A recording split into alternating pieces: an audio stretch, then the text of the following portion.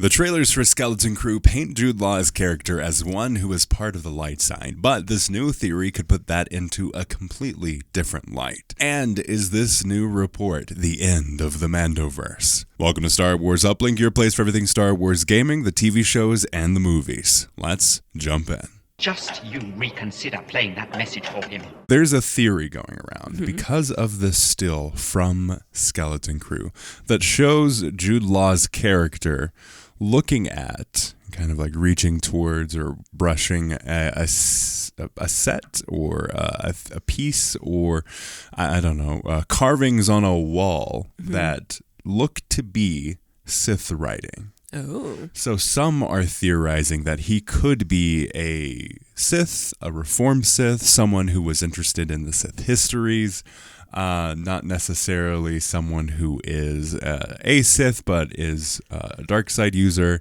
There are a lot of theories going around that Jude Law's character might have more than meets the eye. And I wanted to talk about this theory and what we think it could mean for this era. And we do have further confirmation that Skeleton Crew takes place during the events of Ahsoka, Mandalorian, and Book of Boba Fett. Because apparently, according to freaking Jon Favreau and Dave Filoni, all of the events of the whole Mandoverse take place in the time frame of like 1 year. Like there is barely any passing of time from one show to the next, even though, I mean, from seasons 2 to 3 of Mandalorian, like a good amount of time takes place in the real world. And even Jon Favreau and Dave Filoni don't agree on how long it actually is. Oh, gosh. Taken part. But let's just pack this tiny little space of time with as much as we possibly can. Because they do have like an end time because the events of The Force Awakens happen. So they have a limited amount of time because it takes place 5 years after the events of the Return of the Jedi. So they have a limited amount of time. So I understand that. But that's besides the point. This Sith theory, what do you think about it? I think it's interesting. I think it would really highlight the kids, I think, if that's the case. If he like comes out near the end and he's like, I'm bad. And then the kids have to like, I don't know, do something to escape or something like that. Like, I think it would really highlight them instead of just like them depending upon this other character all the time. So that could be really interesting. So I always talk about the Galaxy of Fear books when I talk about Skeleton Crew because there's a lot of similarities. They're really leaning into the kind of like Goosebumps like esque style of things. They have the older, somewhat force sensitive character leading a group in the Galaxy of Fear books. It's his niece and nephew.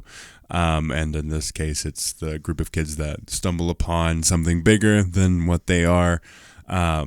But what I find fascinating about the Galaxy of Fear books, and which is why I make this analogy and comparison, is in the Galaxy of Fear books, Uncle Hool, who is force sensitive and also like a shapeshifter alien type person, he is not pure good. He kind of skirts the line, like he does kill people. He has like this secret side life that he does while the kids are off on their own adventures. So like this could be a similar case, and I find it much more fascinating if he's not like purely evil. Like I don't want him to be a bad guy, right? But a former Sith, I think, could add a whole lot of interesting flavors to this story. Sure, especially in the terms of like from a certain point of view, like really tying into that belief. They're definitely leaning into the 80s style as well, and that's kind of like a very 80s-esque story beat of this idea of like someone who was bad and is trying to like be better in the galaxy. And I think that so far what we've seen, that could be the case. It could be one of those like classic stories of like man out in galaxy, finds kids make him better, kind of thing. Kids make him want to be better, and so has this character arc of like, I have meaning in my life now sort of thing. It could be one of those too. It also ties into this idea that we've seen Jude Law mention in interviews about Qui-Gon and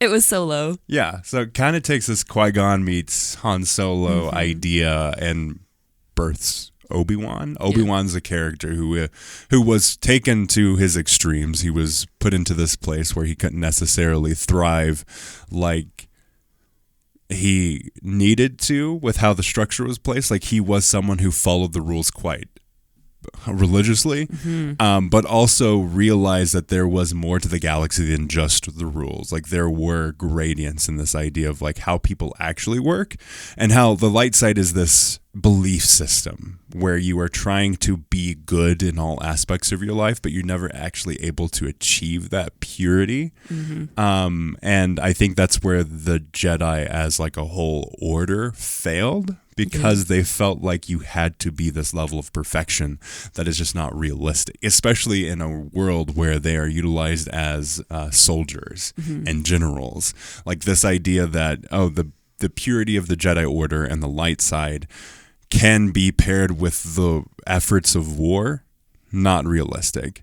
So I wonder if it's almost kind of like the reverse, that Jude Law's character is this character who was kind of like believed in the Sith and what they stood for, but also saw the flaws and became quickly, through his efforts of like education, able to really see that it is also a flawed system, and kind of, and in terms of like stepping away from society like Obi-Wan does, maybe that there is this similar path for Jude Law's character as well. Yeah. Just in the opposite direction. Yeah. And I think the path could also resemble Han Solo's as well, where it's like he's just caring about himself, very Sith-like, very much like, I'm just in it for me, and then comes to at least care for other people through these kids. Yeah. Like that, I feel like that could definitely be one of his arcs or something.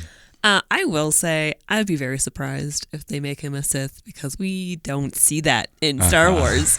I will be very surprised, because that would be like, this is kind of huge, and this is an arc that I don't know that they could complete in one season or something. So I'll be surprised.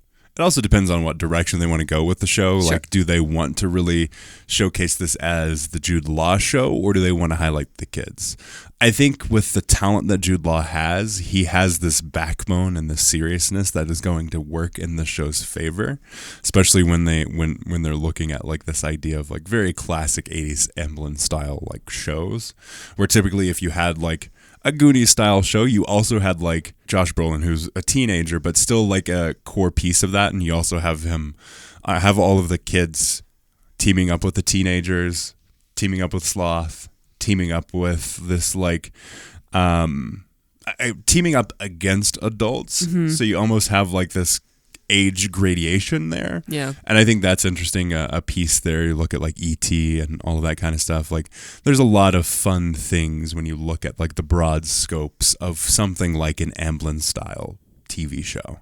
We recently rewatched Goonies, and it's just like really apparent when you look at Goonies and what they're aiming to do with Skeleton Crew. So I think there's a lot of potential for this like gradation of what Star Wars is, what the Sith are, what the dark side is. Maybe it's someone who's interested in the dark side, is just like an academic, but is a light side user. Right. I would love to see all kinds of flavors of this, because I love this idea of kind of like the wandering Jedi. And I think Jude Law definitely has the chops to make that very believable. And to make it so that he's picked up a lot of things along the way. So like it definitely gives that Qui-Gon-esque idea. Not that Qui-Gon was necessarily like was using dark side or anything like that, but Qui-Gon was very much like, what is this? Like, he kind of saw through the veil and was like, okay, this isn't quite this is a system kosher. designed to fail. Yeah. So I think it'd be cool to see Jude Law in this role, seeing through the veil and just being like, nothing's going to work here. Like, the systems that were in place were not right. Yeah. Both of them. So I think it's going to be really interesting to see him. Especially like if he is that educator side and just really interested in like the broad history of the galaxy. It almost works for his character to be like this mentor guide type role to these kids as they go through the galaxy and face these foes like the pirates, as well as just the broader, larger picture. I feel like this is going to be very almost like Indiana Jones style as well. Like it seems like they're discovering some like hidden society or treasure or something like that when you look at what the kids are actually going for. And I think that maybe even almost like Treasure Planet-esque as well. Yeah. So we'll see ultimately what happens with these characters, but I'm really excited about the theories that are happening. We're getting a lot of like promotional material and like information, but not enough about like the story itself, and that really excites me. Because I love it when a show, like you watch the trailers and you're like, I'm interested, but I don't know what necessarily the whole story is. And I think that's what Andor did very well. That is what Skeleton Crew seems to be doing very well. And I think that's what a lot of the other shows have lacked so far. Because I feel like if you watch the shows, you kind of feel like you already know what's going to happen. Yeah. But switching gears, mentioning this idea about the Mandoverse and all these different shows, we have a new report that says an insider close to the source or subject or whatever, apparently for Ahsoka Season 2, they're writing it as if they are not going to get it renewed. So they're going to tie the loose ends and finish off a lot of those threads that they started in Season 1. Apparently those are going to finish in Season 2. I want to dig deep into this, but I do wonder oh man, why they're not, like, why don't they know if it's going to get renewed or not when Dave Filoni is the chief creative officer? Shouldn't he be the one that makes the decision on what moves forward? I don't know, man. Or is he like, yes, we're going to do this, but he's waiting on Disney to see the numbers on Season 2? Because like he's the one that's writing the show. Right. He's going to be directing certain episodes. And also he's the chief creative officer of Lucasfilm. Why is there any doubt on if the show is going to continue or not? I don't know. Maybe he's got some higher ups that are like, yeah, this didn't go well the first season. Nice little fun fan project you had over there, Dave. Right. Let's start getting some big stuff going.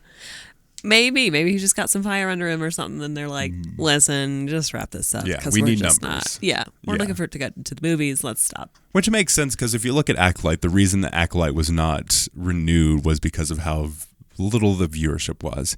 They didn't make a good case for the show, and they didn't support it in terms of like the tonality of the marketing. They also, I feel like, didn't have a good enough story to really support what they were trying to do if they had multiple seasons. So it was kind of like this mishmash of like you had glimpses of what the Acolyte was supposed to be, while you could very clearly see the hands of like the higher up executives being like, nope, you can't do that. No, you can't do that. Make this a single season thing, and maybe if you want, you can put like a tease about a second season, but you're probably not going to get it. And that's, I also think, why Leslie Headland was also in the news very vocally saying that she wanted a second season, because I think that was kind of like her preempting like, okay, maybe this can happen, when she was told this is probably not going to happen. But in terms of like the actual events of Ahsoka Season 2, I do wonder what this means for the future of the Mandoverse, because it seemed like that was kind of the backbone of what they were going to go forward with. You have the Mandalorian and Grogu going into the movie. You have Ahsoka Season 1 like setting up the broad scopes in terms of like, okay, we've got Star Wars in this modern age. Let's set up the characters from Legends. Let's get Thrawn in there. Let's set up this big bad, almost Thanos-like character in Thrawn, and start laying down the foundation for what will ultimately happen in like a Heir to the Empire movie. But I almost feel like, especially with this report, that might not be the case anymore. Yeah, I really wonder what tie up loose ends means, because we've got a lot of loose ends in Ahsoka. Dude, the whole season is loose ends. Nothing happened. Nothing was achieved in Ahsoka Season 1. Yeah. Unless this is 22 episodes, which we know it's not going to be. I don't see a way that they can tie up the loose ends, because the whole show is loose ends. Yeah, I mean, every single character that you see has loose ends. It's like, how Sabine you gonna and tie... Ahsoka are on a planet separate. It seemed like they were going to have like a multi-season arc where they learn a lot of the secrets on this planet and then ultimately come back to the world. If they want to tie up that loose end and also tie up all the other ones, like they kind of have to get them back to the main planet, which defeats the whole purpose of leaving them there. in the first place. And also Ezra being there for how many years? That's true. Like, if it's as easy for freaking Ahsoka and Sabine to get off this planet, why isn't it easy why wasn't it easy for Ezra to get off this planet? Yeah, there's two of them, but like, it's probably gonna be like, we're gonna ride the space whales again, or if they like time jump and then they're back on the planet, like what's the fun in that? Yeah, no. No. Also, if Ezra and convinces all the crew of the Resistance and all that stuff, the New Republic, to go back and get them, that's probably not going to be realistic. So it's kind of the same thing of season 1. Mm-hmm. Are we just going to get a remake of season 1 with season 2? Yeah, except it's going to be grander because this is going to be the be-all, end-all of Thrawn, which is going to be really sad. Because like if you waste Thrawn, because you set up this character, he's an amazing character in Legends and in canon, a very fleshed out as a great addition to the Star Wars universe, and the perfect person to be the villain of the Mandoverse era, because he has a lot of the ties to Palpatine, and honestly, he could set up a lot of the story for Palpatine coming back into power. It doesn't have to be explicit, but he is the perfect storytelling tool to do that. And I think they're going to blow it. I think so. If they're feeling like they have to, I mean, I make this analogy a lot, but if you look at, like, Dave Filoni was a part of the Avatar: The Last Airbender series. So he was a director of animation on that, and I think an animator. So he was part of that process early on. I don't know if he was involved with Korra, but if you look at Avatar: Last Airbender seasons 1, 2, and 3, they were planned out from the beginning to be 3 seasons. They knew the arc. They had a beginning, middle, and the end. They had character moments. They had character growth for that. If you look at Korra was intended to be a 1-season thing, and they're like, oh, wait, that actually did pretty good. Let's do a 2nd season. And then they did that 2 more times, and they did 4 seasons of that exact same thing. You can feel it. You know that's what happened, because they lost a lot of the momentum. They had to create a new big bad for every single season, and you lose a lot of the character growth that you can achieve through a continuous story.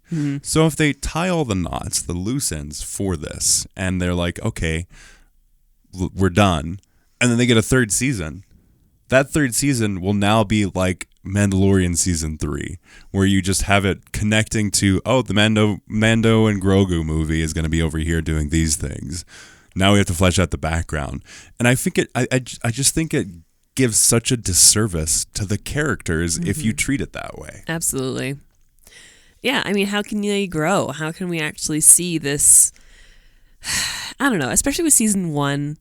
It really felt like we were coming into something with these characters. I mean, because it took so long. I mean, we were just like inching forward with, like, we're just like clawing our way through these characters, trying to like figure out stuff. We're like, wow, this pacing is really slow. And now we're going to get like a super quick, if they're trying to wrap everything up, we're going to get this super quick, and it's not going to be satisfying. Like, all these characters are going to be like, smoldering coal that you just put rocket fuel on top of. Yeah. Which doesn't really work in terms of like a 2-season arc. No.